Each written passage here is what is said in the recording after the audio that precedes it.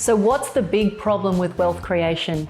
How do people like us, who didn't inherit a boatload of money, who are investing and building wealth from our own blood, sweat and tears, how do we invest in a way that gives us remarkable results and become financially free before retirement age? I don't know about you, but I am sick of hearing from wealth gurus and experts who don't walk their own talk and prescribe strategies that are a one-size-fits-all approach. For self-made people like you and me, I'm here to tell you that you don't need to be superhuman or already wealthy to reach financial freedom earlier than 65. This is the Alternative Investing Podcast. Hey everyone, welcome back. It's awesome to have you tuning in. Today, what I really want to talk about is this concept of asymmetric returns. As an investor, you are effectively constantly making small and large bets. And the question that I kind of want to unpack a little today is whether the upside has to be way more than the downside. Does it have to be asymmetric?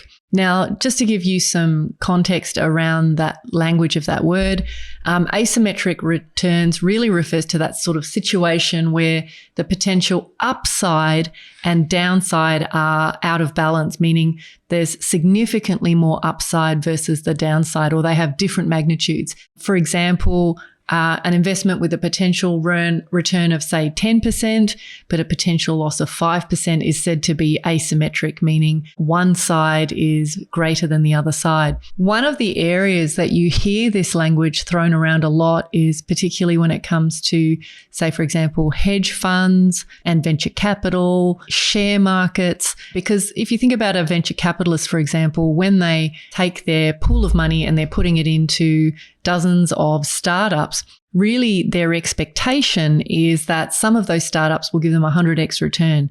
Now, they also recognize that the odds that they play are significantly riskier than many other asset classes. They are prepared in many instances to lose, if not break even, on kind of 70 to 95% of their investments. They know that there's going to be a total loss, but they know that there's a good 5% in the investments that they make that will kind of take them to the moon, that will be 100x on their original investment.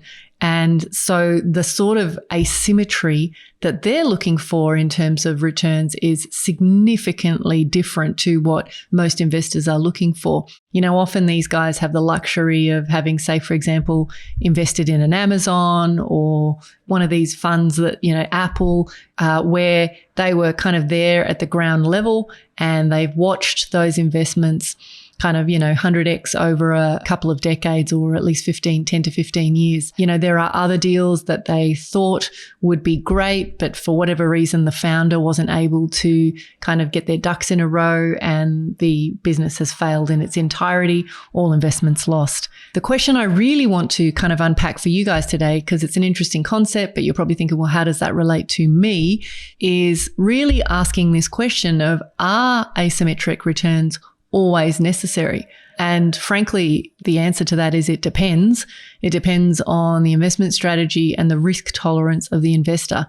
So even as a newbie investor, there are plenty of platforms out there that allow you, either from a crowdfunding point of view or otherwise, to get in at the ground level on a lot of business ventures. Now, depending on whether you're doing that for passion or sport or just for fun, will kind of determine how much of your capital you would allocate to those sorts of deals. But intuitively, most of us recognize that the potential for loss is very, very high. Now, could those investments really catapult and give you a fabulous return? Well, maybe, but some investors may prefer asymmetric returns because the potential gains are enormous.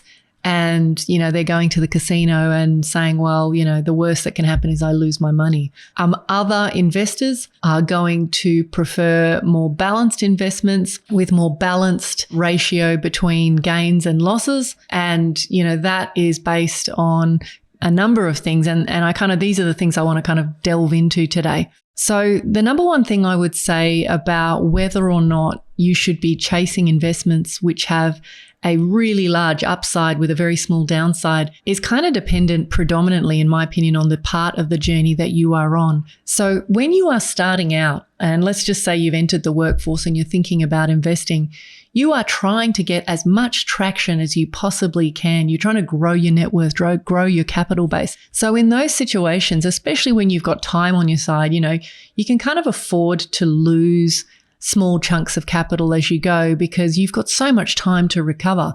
So I know certainly in my younger years, I was much more prepared to stake a bet on something that might actually pay off handsomely.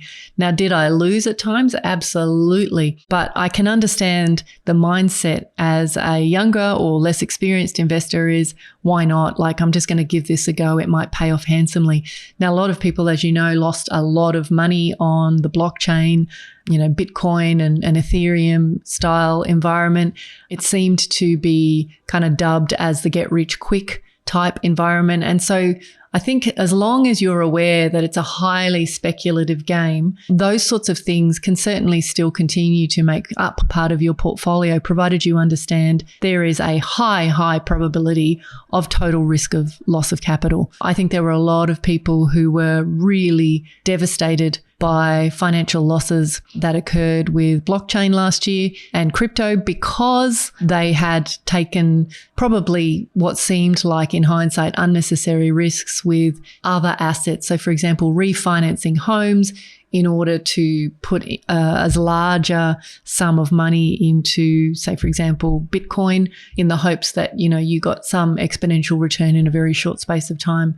So, this idea of asymmetric returns when it's driven by greed is definitely something you got to be really careful about. In terms of like how the desire for asymmetry diminishes or grows is really kind of part of the investment journey. But my observation of really astute investors, if I kind of witness their journey over a period of time, is that as your net worth grows, as your wealth grows and you build yourself this really solid foundation, your desire for asymmetric returns diminishes. What that means is that your desire to kind of start gambling with, the hard-earned wealth that you've created becomes less. You start wanting to take smaller bites of more cherries rather than taking everything and putting it into a few deals. Not to say that that doesn't happen, but the general journey that I see with people is that once they start to establish a really solid foundation of capital, there's a shift in awareness to let me preserve this capital. The second thing I would say about asymmetric returns is this idea that most people do not have the luxury of playing with other people's money. And the reality around that is that, when it's your own money, nobody cares as deeply about loss of that money as you. The number of times I've spoken to investors over the last 20 years who gave their money to, say, for example, a wealth advisor who did whatever with it, invested it in a bunch of shares or funds or trees, speculative investments, whatever, and then had to report back that the capital had shrunk or that capital had been lost. And the reality is that, you can be offhanded about it when it's not your money. And I know if you talk to a lot of fund managers, and there's a classic scene that I saw on YouTube the other day where it was the opening scene where Matthew McConaughey takes his new rookie trader out for lunch and is beating his chest and talking about the purpose of being a broker is to take people's money regardless of whether they win or lose and sell them on the idea of reinvesting. And, obviously this is allegedly not fiction, but I hear about that sort of mentality in the wealth industry all the time. The game that they play is they make money whether you win or lose. And the sell that they have is that you should just keep investing because the symmetry of returns is going to, end up in your favor eventually. Now, essentially, I think the point I'm trying to make here is when it's your own money and you are investing your own money, then the significance of losses becomes much more real. And when it's your own money versus investing somebody else's money, it's real. There's a real impact. There are real ripple effects that are kind of in your world versus when it's for other people, you can kind of turn a bit of a blind eye. The third point I want to make is that it's really important that when you're in a position that you have worked really hard, you've created this foundational wealth for yourself. And I'm talking any sum of money. You've worked hard, you've been really astute, you've learned about some strategy or investments, and you've created some net worth, some asset base for yourself. Then the kind of mentality that I would encourage you to adopt is don't risk what you have and need for fun and ego. And when I say fun and ego, sometimes this idea of more, we get dollar signs in our eyes and we take unnecessary risks. And particularly in an environment like the one that we are in right now, where in my opinion, there is a high degree of risk and uncertainty that's in the market, I would not be risking what I have and need for fun and for ego. And an example of that is, sadly, there are people that I know well who took unnecessary risks just prior to the global financial crisis. For various reasons, they had enough, they were going to sail into a comfortable retirement, and then they made silly bets on either businesses or assets or investments, or they gave their money to other people, to developers and so forth, because the returns, the asymmetry of the returns that these people were offering was so mouth-watering, was so enticing that they just felt they had to do it. Otherwise they would, be eternally regretful. And unfortunately, those things did not pay off, and they ended up losing capital that would otherwise have given them that comfortable retirement for this idea of being, filthy rich. And I think we're all guilty. We're all susceptible to this as well. So this is not a judgment, but this is like me imploring you, don't risk what you have and need for fun and ego and essentially wealth that you don't actually need. Be very mindful of putting it all on red or taking it to the casino just because. The final point that I want to make about this idea of asymmetric returns is, I know in my own journey, I've certainly become more conservative as I get older.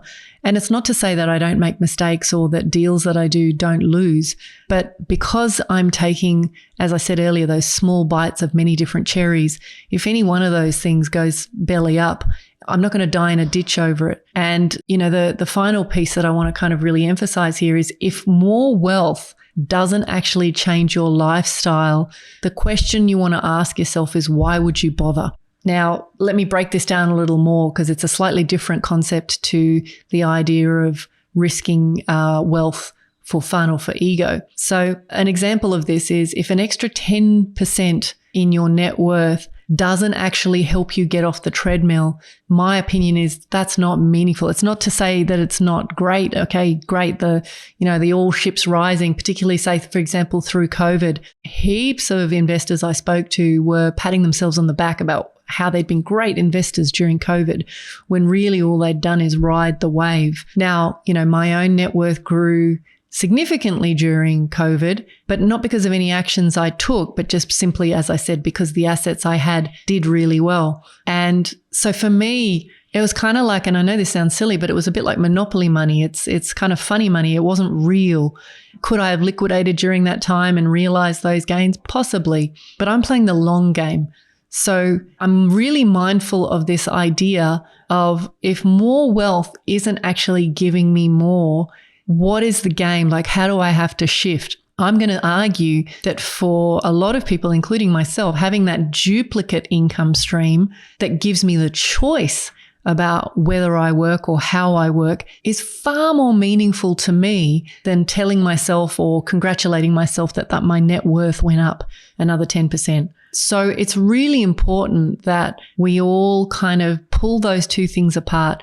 I think there's an idea that net worth can certainly give us a sense of comfort, and I'm not saying it's not an important metric, but by itself, it is incredibly one-dimensional. And what we really want to be asking ourselves is, how do we achieve the life outcomes, the life design that we want in order to live the life that we want. And wealth definitely plays a role in it, but wealth has to be looked at holistically, not just from a net worth paper perspective, but what kind of income stream does it give us? What kind of life choices does it give us? I'm sure you guys have come across plenty of business owners, for example, who earn fabulous income, but have a rope around their neck because they just can't get off the treadmill. And so we do have to be really careful what we wish for. We have to be careful what we aspire to when we're setting goals for ourselves. And we certainly have to be really mindful where there is a disconnect from the wealth aspirations and the life design. So guys, that's where I would like to leave it today.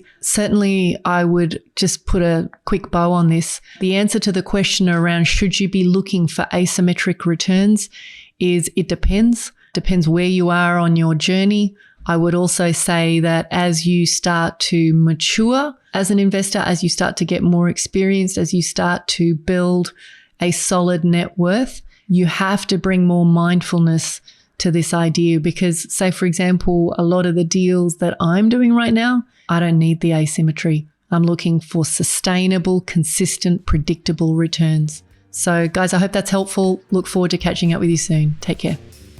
You've been listening to the Alternative Investing Podcast. If you're feeling frustrated that despite doing everything right in the property investing playbook and you're no closer to financial freedom, then head on over to incosiwealth.com to learn more about how you can use alternative investments to catapult your investing income and blend strategies to shave decades off your timeline to financial freedom. See you on the next episode.